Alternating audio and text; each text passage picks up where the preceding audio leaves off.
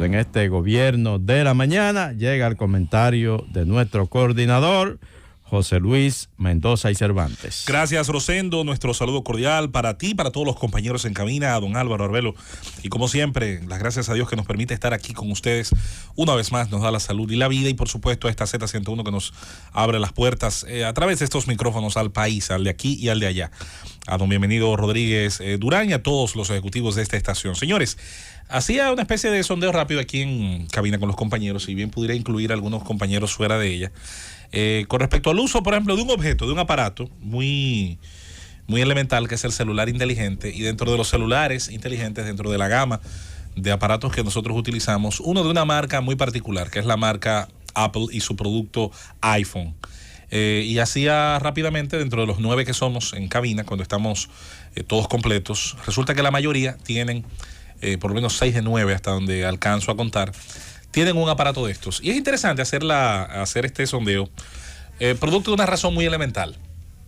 Detrás de cada una de estas creaciones de la ingeniería, de software, de la fabricación, de hardware, de todo lo que tiene que ver con circuitos, microchips, conductores, baterías de litio, todo un trabajo enorme de materiales que son extraídos desde la minería, pasando por la metalurgia, por el diseño, el corte, en piezas extraordinariamente pequeñas pero funcionales, de una enorme cantidad de mecanismos. De hecho, hay quienes creen que lo que tienen en sus manos es un aparato telefónico. Bueno, siempre se ha dicho, y no miente quien lo dice, que usted tiene básicamente aquí una suerte de varios aparatos en uno solo, y donde una de sus funciones es realizar llamadas. Pero usted tiene ahí una cámara fotográfica de diferentes niveles de modernidad, de acuerdo al modelo que tenga.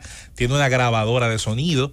Tiene un aparato en el cual puede sintonizar radio en tiempo real. Tiene un aparato en el cual puede sintonizar a través de ciertos enlaces y programas televisión en tiempo real, a través del que puede observar distintos formatos de video, a través del cual puede sintonizar música. Y esta conjunción de capacidades, de aplicaciones, como llamamos en el lenguaje moderno, pues hace de este tipo de dispositivos una herramienta que dejó de ser hace mucho tiempo un lujo, dejó de ser hace mucho tiempo una distracción, un juego, una especie de regalo para agradar muchachos, niños o personas curiosas, y se fue convirtiendo en el tiempo en una herramienta extraordinaria de trabajo y convivencia. Hoy mucha gente no sabría cómo se vivía antes de la era de los celulares inteligentes sin las capacidades de estar interconectado, mandar mensajes de texto, tener videollamadas y tener toda la gama que ofrece este aparato. Y en el caso esencialmente de la marca Apple, ver esta marca cómo se convirtió en uno de los branding, en uno de los logos más famosos del mundo y más valiosos en el mercado. El precio de venta de esta empresa en algún momento llegó a ser el más valioso de todo el globo terráqueo. Ahora bien, ¿por qué hago esta introducción? Y hablo de estos temas que podrían ser interesantes, pero que son harto conocidos. La marca Apple ha hecho un anuncio que es interesante y que hay que observarlo desde el interés que a mí me genera mi país, la República Dominicana. Apple informa a través de Bloomberg, una importante publicación económica, y que a su vez es recogida por otras publicaciones como The Economic Times, que va a fabricar el Apple 14, que es el siguiente modelo. Lo va a fabricar en la India, no lo va a fabricar en China. Es una noticia que dentro de este mundo de la manufactura de aparatos de esta gama es importante, es un terremoto, es una noticia de impacto. Se traslada del subcontinente chino al subcontinente indio, con todo lo que implica ahora reprogramar la ruta de abastecimiento, tomar todos los elementos que son necesarios desde donde se explotan, desde donde se convierten, desde donde se diseñan, hasta donde terminan el proceso de fabricación y ensamblaje, y ser llevados ahora a un lugar de la India. La India, al igual que China, su principal oferta ante el proceso de quinta o cuarta, como quieran llamarle, revolución industrial, es, primero que nada, el enorme tamaño de su mano de obra. Hablamos de los dos países más poblados del mundo, los dos bordeando los 1.400 millones de habitantes. Se dice que este año va a ser cuando se produzca el sorpaso, el rebase finalmente.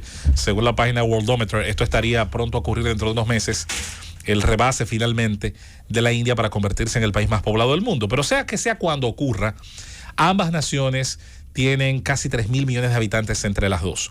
Es mucha gente, es mucha juventud, es mucha mano de obra de todos los niveles de calificación, desde la mano de obra que simplemente puede obtener trabajo por su fuerza física, empujando algo, alando algo, cargando algo. La India le lleva una ventaja en ese aspecto a China, porque tú sabes que la población china se ha envejecido por el tema de la regulación de la natalidad. Pero eso mucho, Rosendo.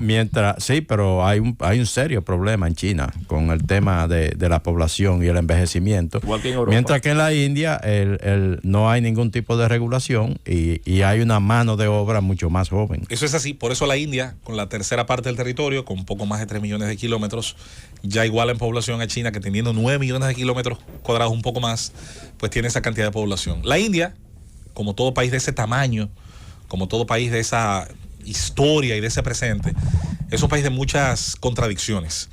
En la India está la mayor cantidad de ingenieros de software del mundo. En la India fue uno de los primeros países donde los call centers, por ejemplo, tuvieron un paraíso.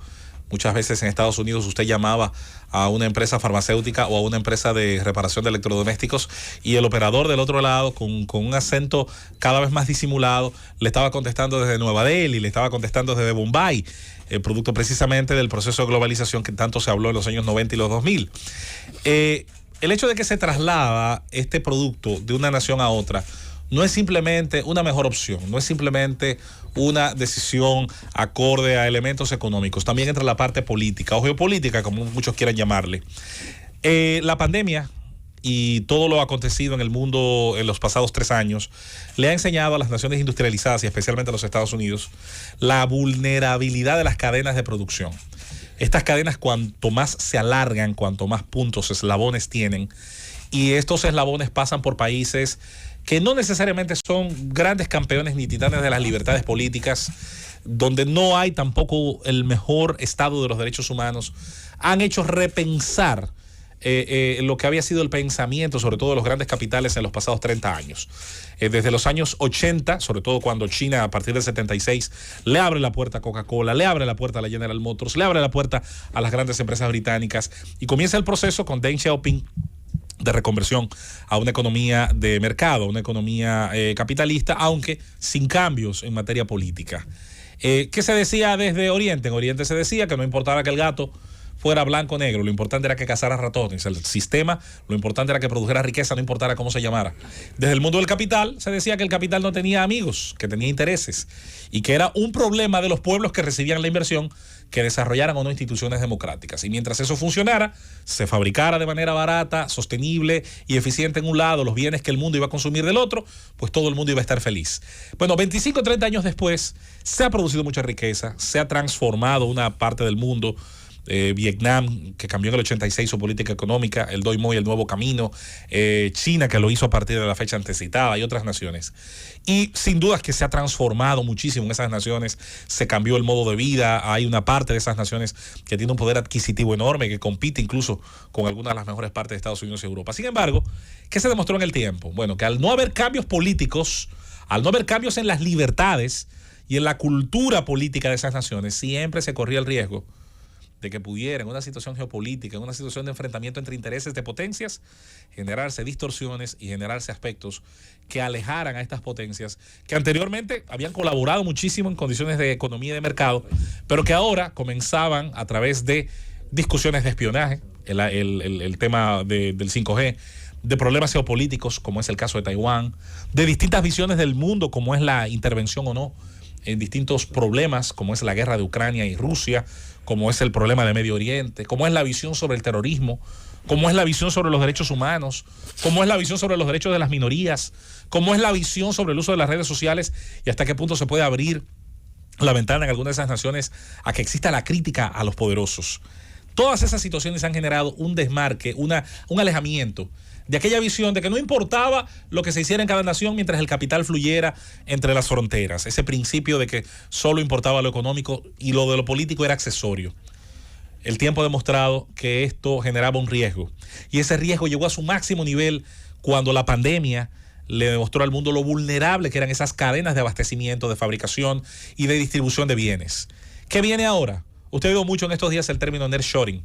No significa nada más que acercar las fuentes de fabricación o de obtención de materia prima de lo que el mundo consume. Es tan elemental como eso. Near es cerca Y en el caso de offshoring viene lo contrario, el nearshoring. En vez de fabricar lejos y barato, vamos a intentar fabricar cerca y barato, cerca y bien, cerca y eficiente.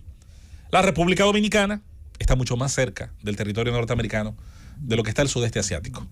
La República Dominicana, y esto no lo quiso nadie, esto es así por un tema natural e histórico, está a cuestión de horas en un vuelo de avión de la costa este de los Estados Unidos, sobre todo el sur, que es la Florida, y está a mucho menos horas de un barco, de un carguero, de las costas de los puertos de Florida y de la costa este sur de los Estados Unidos, de lo que cualquier país del sudeste asiático industrializado está.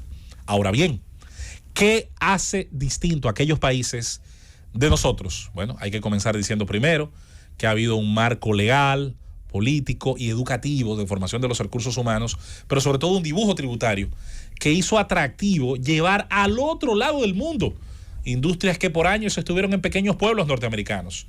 Lo sabe Rosendo, lo sabe mucha gente. Por años, cualquier pueblecito de Estados Unidos de 5,000, 10,000 habitantes, ¿de qué vivía?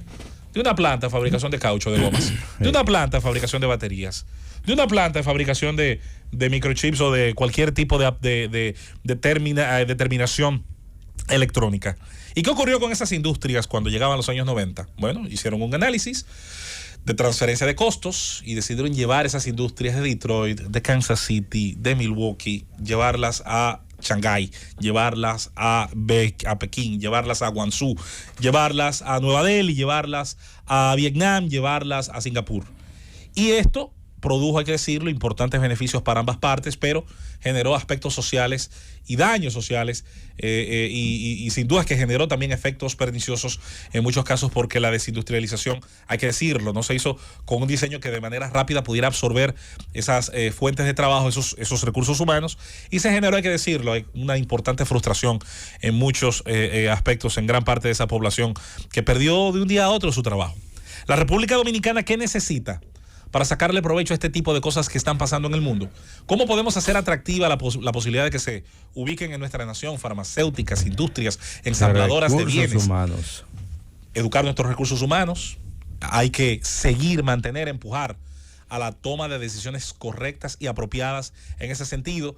Pero dentro de la formación de nuestros recursos humanos, incidir una vez más en la formación técnico-profesional, en el conocimiento de los idiomas, en la capacidad del recurso humano dominicano, recibir instrucción, aprender y sobre todo tener la disciplina, que es un aspecto que no quería dejar de lado, suele ser muy común en esos pueblos. Pero hay un aspecto que no podemos olvidar. Lo que quizás nos ha hecho exitosos relativamente en comparación a otras naciones de nuestro continente, sobre todo el caso que tenemos al lado, que es Haití, es tener cierta paz social.